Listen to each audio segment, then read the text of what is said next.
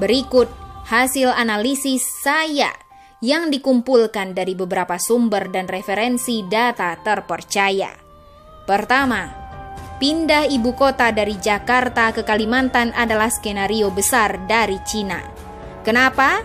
Karena Kalimantan mempunyai peran penting dan posisi strategis bagi program obor One Belt One Road sebagai pintu masuk Cina untuk menancapkan hegemoninya lebih dalam di kawasan Asia.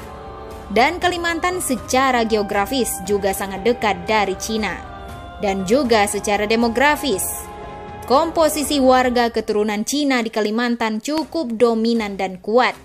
Jadi, Kalimantan memang sangat seksi di mata Cina dan wajib dikuasai. 2. Sesama kita ketahui, ibu kota adalah center of gravity, sebuah negara. Di dalam peperangan militer, ibu kota adalah simbol penaklukan dari sebuah negara.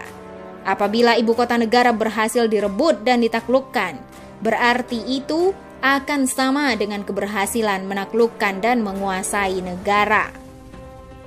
Kondisi Jakarta yang begitu padat dan mengakar secara geokultural dan geografis tentu akan sulit menembus dan menaklukkan Jakarta yang begitu besar dan sudah berurat berakar dikuasai banyak negara lainnya berdasarkan kepentingannya masing-masing. Disinilah cerdiknya Cina. Trauma akan lengsernya Ahok dan gagalnya proyek reklamasi Jakarta dan Meikarta menjadikan Cina mempercepat agenda pemindahan ibu kota Indonesia ke Kalimantan.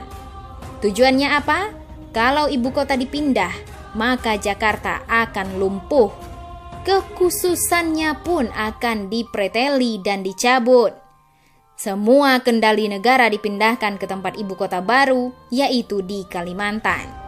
Nah, apabila ibu kota baru sudah berdiri dan berjalan, maka secara otomatis remote kontrol negara Indonesia yang selama ini berada di Jakarta akan berpindah tangan ke Kalimantan. Dan ini sama artinya, semua kendali negara kita akan berpindah tangan ke Kalimantan. Secara paralel, seiring proses pembangunan ibu kota ini berjalan, Cina dengan mudah akan memobilisasi rakyatnya untuk masuk dan migrasi ke Kalimantan, agar kemudian menjadi mayoritas dan menguasai mutlak Kalimantan secara penuh, mulai dari fisik ekonomi, politik, dan komposisi jumlah penduduk seperti sejarah berdirinya Singapura dengan menyingkirkan pribumi Melayu. Dan ini bukan hoax atau halusinasi, karena fakta dan data ke arah itu sudah terbuka terang benderang.